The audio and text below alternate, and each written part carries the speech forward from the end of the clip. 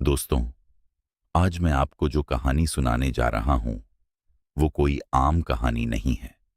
यह कहानी है नीलगिरी की उन वादियों की, जहां की हरियाली में सुकून कम और दहशत ज्यादा छिपी है। क्या आपने कभी सोचा है कि जिस घर को आप अपना सुरक्षित ठिकाना समझते हैं, वही घर आपकी मौत का जाल बन जाए? आज की हमारी कहानी का हीरो आर्यन भी यही सोचकर अपनी पुश्तैनी हवेली गया था कि वहां उसे शांति मिलेगी। लेकिन उसे क्या पता था कि वहां उसकी अपनी ही परछाई उसका इंतजार कर रही है। आर्यन एक शहर का मशहूर आर्किटेक्ट था, जिसकी जिंदगी फाइलों और कंक्रीट के जंगलों में दबी थी। एक सुबह उसे एक पुराना लिफाफा मिला। उसमें उसके दादाजी की वसीयत, जिन्होंने अपनी बरसों पुरानी हवेली आर्यन के नाम कर दी थी।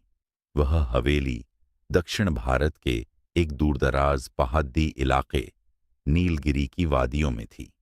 आर्यन ने सोचा कि यह शहर की भागदौड़ से दूर कुछ दिन बिताने का अच्छा मौका है। उसे क्या पता था कि वह अपनी जिंदगी की सबसे बड़ी गलती करने जा रहा था। जैसे ही आर्यन की कार पहाड़ियों के घुमावदार रास्तों पर चढ़ी, मौसम अचानक बदल गया। चारों तरफ घनी धुंध और चीड़ के पेड़ों की सरसराहट थी। जब वह हवेली पहुंचा तो उसे देखकर उसकी रूह कांप गई। वह कोई साधारण घर नहीं, बल्कि पत्थरों से बना एक विशाल किला जैसा ढांचा था, जिस पर काई जमी हुई थी। हवेली का केयरटेकर बूढ़ा माधव हाथ में लालटेन लिए खड़ाधा था। उसकी आंखें पथराई हुई थीं। उसने बस इतना कहा, साहब, सूरज ढलने के बाद आंगन की खिड़की मत खोलना। पहली रात सब कुछ शांत था, लेकिन जैसे ही घड़ी में रात के 2 बजे आर्यन को किसी के चलने की आवाज सुनाई दी। टप टप टप, जैसे कोई गीले पैरों से बरामदे में टहल रहा हो। उसने उठकर देखा, लेकिन वहां कोई नहीं था। अगले दिन आर्यन को लाइब्रेरी में एक पुरानी डायरी मिली। वह उसके दादाजी की थी। डायरी के आखिरी पन्ने पर लिखा था, वे आवाजें नहीं हैं, वे यादें हैं जो इस जमीन में दफन होना भूल गई हैं। यहां जो दिखता है वो है नहीं, और जो है वो किसी को दिखता नहीं। आर्यन ने छानबीन शुरू की। उसे पता चला कि 50 साल पहले उस हवेली से एक पूरी पीढ़ी अचानक गायब हो गई थी। गांव वाले कहते थे कि हवेली के नीचे एक गुप्त तहखाना है, जहां किसी प्राचीन शक्ति को कैद किया गया था। जैसे जैसे दिन बीते, आर्यन को महसूस होने लगा कि साये उसके करीब आ रहे हैं। उसकी परछाई उससे अलग व्यवहार करने लगी थी। जब वह शीशे में देखता तो उसे अपना चेहरा नहीं, बल्कि किसी अजनबी का चेहरा दिखाई देता। आर्यन ने लाइब्रेरी की धूल भरी अलमारियों को खंगालना शुरू किया। उसे लगा कि दादाजी की डायरी के वो फटे हुए पन्ने ही इस हवेली का सच बता सकते हैं। अचानक उसका हाथ दीवार पर लगी एक पुरानी पेंटिंग पर पड़िड़ा। जैसे ही उसने उसे सीधा किया, पीछे की दीवार से एक कड़क की आवाज आई। दीवार का एक हिस्सा धीरे से सरक गया, और वहां से ठंडी बदबूदार हवा का एक झोंका आर्यन के चेहरे से टकराया। सामने एक संकरा अंधेरा रास्ता था जो नीचे की ओर जा रहा था। आर्यन ने अपने फोन की टॉर्च जलाई और सीढ़ियां उतरने लगा। सीढ़ियां पत्थर की थीं और उन पर अजीब से निशान खुदे हुए थे, जैसे किसी ने नाखूनों से उन्हें कुरेदा हो। पे तक अभी आर्यन तहखाने की आधी सीढ़ियां ही उतरा था कि पीछे से एक भारी आवाज आई, वहां जाना मौत को दावत देना है, छोटे साहब। आर्यन उछल पड़ा। पीछे मुड़कर देखा तो बूढ़ा माधव खड़ा था। उसकी लालटेन की पीली रोशनी में उसका चेहरा किसी कंकाल जैसा लग रहा था। माधव काका, आप डरा रहे हैं, क्या है नीचे? आर्यन ने अपनी घबराहट छुपाते हुए पूछा। माधव की आवाज कांपने लगी। इस हवेली की नींव पत्थरों पर नहीं, वादों पर टिकी है साहब। आपके परदादा ने इस पहाड़ी के रक्षकों से एक वादा किया था। हर 50 साल बाद इस घर का वारिस यहां आता है और फिर कभी वापस नहीं जाता। कल रात वह 50वां साल पूरा हो गया। आर्यन ने माधव की बातों को अंधविश्वास मानकर अनसुना कर दिया, लेकिन उस रात उसकी नींद किसी के रोने की आवाज से खुली।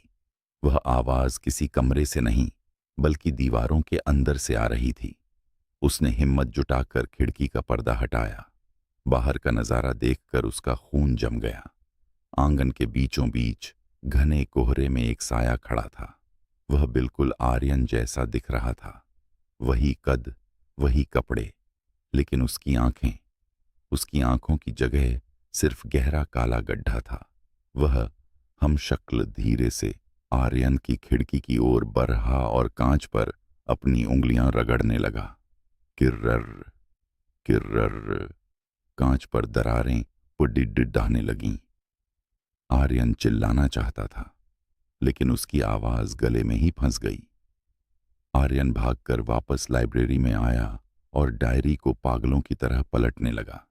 उसे एक छोटा सा नोट मिला जो पन्ने के कोने में छिपा था। जब तुम उसे देखो तो भागना मत। वह परछाई तुम्हारी दुश्मन नहीं, तुम्हारी असली पहचान है।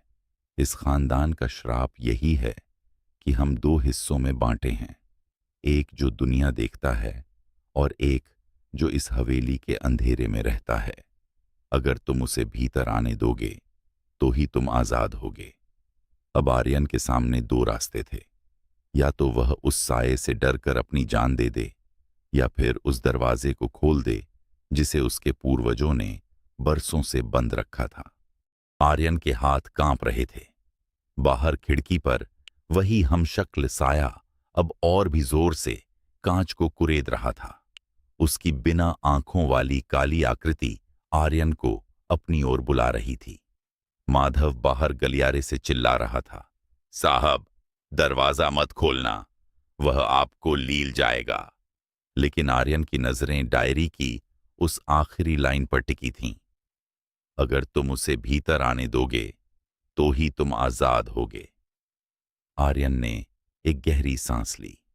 उसे एहसास हुआ कि सालों से उसका पूरा खानदान इस डर से भाग रहा था, और शायद इसीलिए वे कभी सुखी नहीं रहे। उसने धीरे से कदम बढ़ाए और कांपते हाथों से खिड़की की कुंडी खोल दी। जैसे ही खिड़की खुली, ठंडी हवा का एक बवंडर कमरे के अंदर दाखिल हुआ। मोमबत्तियां बुझ गईं। पूरा कमरा नीले कोहरे से भर गया। वह काला साया धीरे धीरे खिड़की से अंदर आया है और आर्यन के बिल्कुल सामने आकर खड्डा हो गया। आर्यन ने अपनी आंखें बंद कर लीं।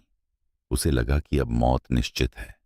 साये ने अपना बर्फीला हाथ आर्यन के सीने पर रखा। आर्यन को महसूस हुआ जैसे उसके शरीर में हजारों सुइयां चुभ रही हों। उसकी यादें, उसका डर, उसकी खुशियां, सब कुछ जैसे उस साये के साथ साझा हो रहा था।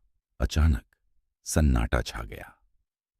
जब आर्यन ने आंखें खोलीं तो कमरा बिल्कुल शांत था। सूरज की पहली किरण खिड़की से अंदर आ रही थी। साया गायब हो चुका था। आर्यन ने आईने की तरफ देखा। आईने में अब कोई धुंधलापन नहीं था। उसकी परछाई अब बिल्कुल उसके साथ तालमेल में थी। वह कमरे से बाहर निकला। माधव आंगन में बैठा रो रहा था। आर्यन को देखते ही वह चौंक गया। साहब, आप जिंदा हैं? आर्यन मुस्कुराया, लेकिन उसकी मुस्कान में एक अजीब सा ठहराव था। उसने कहा, माधव काका, डर भागने से नहीं, उसे अपनाने से खत्म होता है। इस हवेली का अंधेरा अब मेरा हिस्सा है। कहते हैं कि उस दिन के बाद नीलगिरी की उस हवेली से रोने की आवाजें आनी बंद हो गईं। आर्यन अब भी वहां रहता है। वह शहर की चकाचौंध में नहीं लौट सका। गांव वाले कहते हैं कि आज भी अमावस की रात को हवेली की खिड़की पर दो लोग खड़े दिखाई देते हैं। दोनों के चेहरे एक जैसे हैं। बस एक रोशनी में खड़दहा होता है और दूसरा साये में।